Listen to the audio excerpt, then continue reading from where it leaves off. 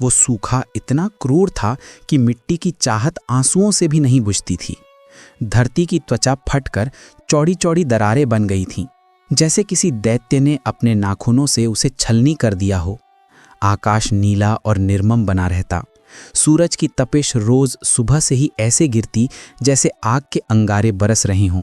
गांव का तालाब अब केवल एक गंदा सिकुड़ता हुआ गड्ढा था, जिसके चारों ओर मवेशियों की बेचैन छायाएं मंडराया करती। इस तपती हुई धरती पर दो मित्रों की मित्रता की कसौटी होनी ही थी। सुरेश, जिसके हाथ मजबूत और चेहरे पर मिट्टी जैसी एक ठोस गंभीरता थी, अपने खेत के किनारे खड़ा होकर उन दरारों को देख रहा था, जैसे कोई योद्धा युद्धभूमि में अपने घाव गिन रहा हो। उसकी धोती मैली और पसीने से सनी थी। उसकी आंखों में चिंता का एक गहरा कुआं था। वो व्यवहारिक आदमी था। उसके लिए भगवान भी एक तरह का लेखा जोखा था। जितनी मेहनत उतना फल, और अब जब फल ही नहीं था तो मेहनत बचा कर रखना ही समझदारी थी। महेश, जो मितभाषी और नरम हृदय का कुम्हार था, अपनी झोंपड़ी के साए में बैठा मिट्टी के एक टूटे हुए घड़े को जोड़ने की कोशिश कर रहा था। उसके सिर पर सफ़ेद साफा बंधा था और उसकी दाढ़ी छोटी सी सफ़ेद होती जा रही थी।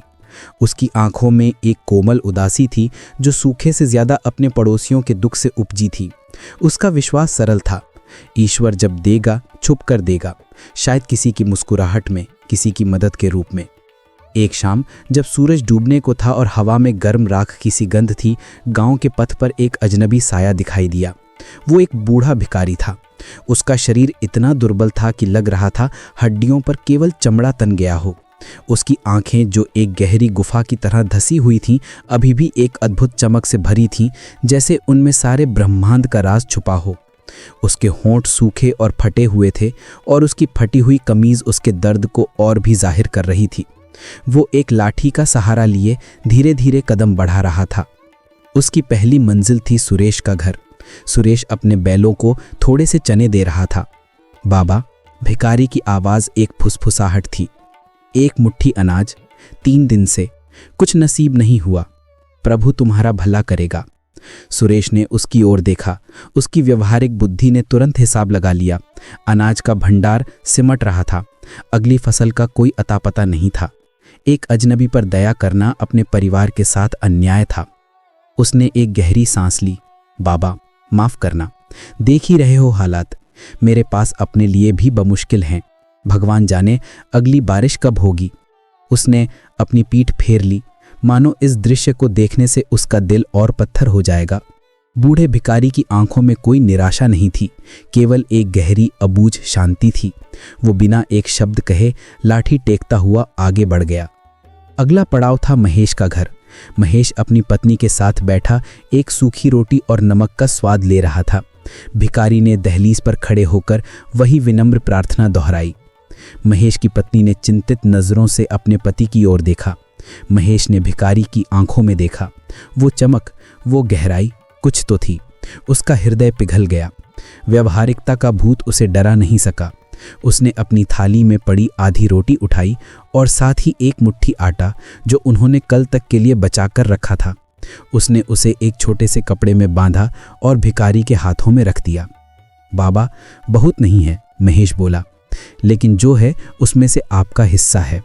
भगवान आपकी मुसीबत दूर करे। भिखारी ने वो छोटा सा बंडल लिया। उसके हाथों ने महेश के हाथों को छुआ और एक क्षण के लिए महेश को लगा कि जैसे उसके भीतर एक गर्म ऊर्जा की लहर दौड़ गई हो। बूढ़े व्यक्ति के होठों पर एक सूक्ष्म कोमल मुस्कान खिली। पुत्र, भिखारी बोला। उसकी आवाज़ अब पहले से अधिक स्पष्ट और गूंजती हुई थी।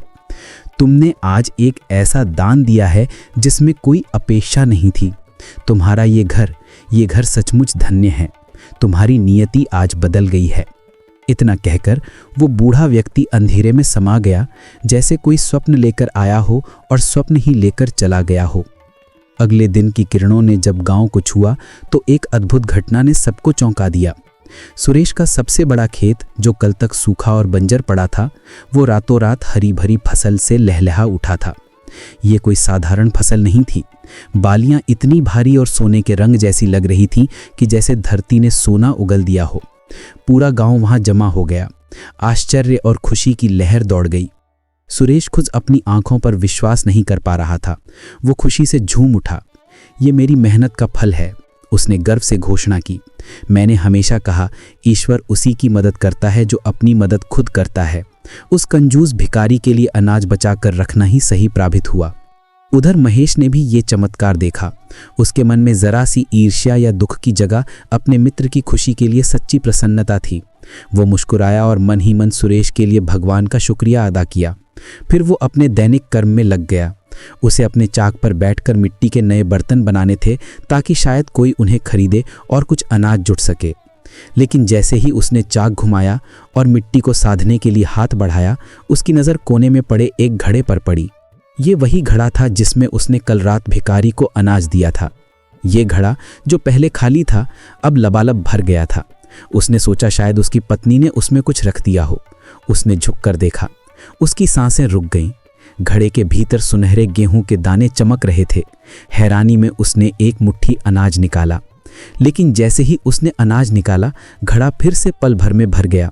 उसने फिर कोशिश की और फिर वही हुआ। घड़ा कभी खाली नहीं हुआ। ये एक अक्षय पात्र था, यानी एक ऐसा पात्र जिसका अनाज कभी खत्म नहीं होता। महेश की आंखों में आंसू आ गए। उसे कल रात की बात याद आई। तुम्हारी नियति आज बदल गई है। उसने समझ लिया कि वो बूढ़ा भिखारी कोई साधारण मनुष्य नहीं बल्कि स्वयं भगवान का रूप था। उसकी आंखों से आंसू की बूंदें गिरकर घड़े के अनाज पर पड़ी और उनका मोती में रूपांतरण हो गया। लेकिन महेश ने इस रहस्य को तुरंत किसी को नहीं बताया। उस रात उसने और उसकी पत्नी ने गुपचुप तरीके से गांव के हर गरीब और भूखे परिवार के घर के बाहर एक एक थैली अनाज रख दिया। अगली सुबह पूरा गांव एक और चमत्कार के चर्चे में डूब गया, रहस्यमयी तरीके से मिले अनाज की। सुरेश, जो अब स्वयं को गांव का सबसे धनी व्यक्ति समझने लगा था, उसे ये बात चुभने लगी। उसकी समृद्धि तो सबके सामने थी, लेकिन ये रहस्यमयी दान देने वाला कौन था? उसकी व्यवहारिक बुद्धि इसे समझ नहीं पा रही थी। एक रात जब चांदनी धुंधली थी, सुरेश ने महेश को एक थैली लेकर गुपचुप एक गरीब विधवा के घर जाते देखा। सारा रहस्य उस पर उजागर हो गया। आंधी की तरह वो महेश के घर पहुंचा। महेश, ये सब क्या है? सुरेश का स्वर कर्कश था। ये अनाज, ये चमत्कार तुम्हारे पास कहाँ से आया? क्या उस दिन उस भिखारी ने तुम्हें कुछ दिया था? उसने मुझे क्यों नहीं दिया? मैं तो ज्यादा योग्य था। महेश शांत था। उसने सुरेश को अपने घर के भीतर बुलाया और उसे वो अक्षय पात्र दिखाया। उसने पूरी कहानी सुनाई, कैसे उसने अपना आखिरी आटा दे दिया था और कैसे ये घड़ा उसका इनाम बन गया था। सुरेश की दुनिया उलट गई। उसकी व्यवहारिकता, उसका गर्व सब चूर चूर हो गया। उसकी आंखों में अब खुशी नहीं बल्कि ईर्ष्या और पछतावे की आग धधक रही थी। ये सब मेरा होना चाहिए था, वो चिल्लाया। मैं तुमसे ज्यादा मेहनती हूँ, मेरे पास तुमसे बड़ा खेत है। ये अनंत अनाज का पात्र मेरा हक था। अंधे घृणा और लालच में डूबा सुरेश महेश पर झपटा और वो घड़ा छीनने की कोशिश करने लगा। संघर्ष के बीच वो पवित्र घड़ा उनके हाथों से छूटकर जमीन पर गिरा और चकनाचूर हो गया। दोनों मित्र स्तब्ध खड़े रह गए। फर्श पर बिखरे हुए मिट्टी के टुकड़े और सुनहरे गेहूं के दाने देखते रहे। सुरेश की सांसें तेज हो गई। उसे एहसास हुआ कि उसने क्या कर दिया। लेकिन तभी एक और चमत्कार हुआ। टूटे हुए घड़े के टुकड़ों से एक तीव्र दिव्य प्रकाश फूट निकला। वो प्रकाश इतना तेज था कि दोनों को अपनी आंखें मूंदनी पड़ी। जब प्रकाश धीमा हुआ तो उन्होंने देखा कि उस जगह पर वही बूढ़ा भिखारी खड़ा है, लेकिन अब उसके शरीर से एक स्वर्गीय तेज निकल रहा था। उसकी आंखें अब करुणा और उस सत्य से भरी हुई थीं जिसे झुटलाया नहीं जा सकता। सुरेश घबराकर जमीन पर बैठ गया। महेश ने श्रद्धा से सिर झुका लिया। भगवान बोले। उनकी आवाज में अब कोई फुसफुसाहट नहीं बल्कि संपूर्ण ब्रह्मांड की गूंज थी। सुरेश, तूने अपने खेत में जो फसल पाई वो मेरा पहला आशीर्वाद था। तूने एक अजनबी को नहीं पर अपने परिवार और अपनी मेहनत को बचाया। इनाम के रूप में मैंने तुझे वही दिया जिसकी तूने कल्पना की थी, एक समृद्ध फसल। फिर वो महेश की ओर मुड़े। और हे पुत्र महेश, तूने बिना किसी लोभ के अपनी आखिरी रोटी दे दी। तेरा दान स्वार्थ रहित था, इसलिए तुझे मैंने वो दिया जो तेरी कल्पना से भी परे था। एक ऐसा स्रोत जो तुझे कभी न समाप्त होने वाला प्रेम और दया दे सके, ना कि केवल अनाज।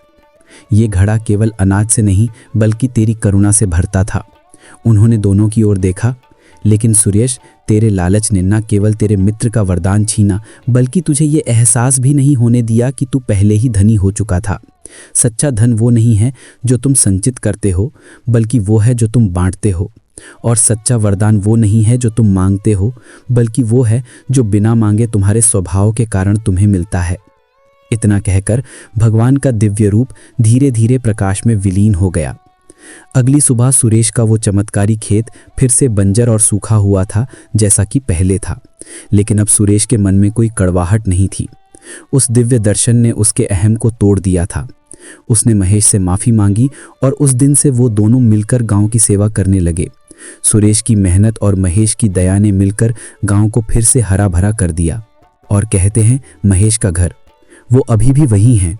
लोग कहते हैं कि अगर कोई सच्चे दिल और बिना किसी लालच के मदद के लिए जाता है तो उसके हाथ में महेश द्वारा दिया गया एक साधारण मिट्टी का बर्तन कभी खाली नहीं लौटता, क्योंकि भगवान का वरदान कभी समाप्त नहीं होता। वो केवल रूप बदलता है, कभी अनाज के रूप में तो कभी मन की शांति के रूप में।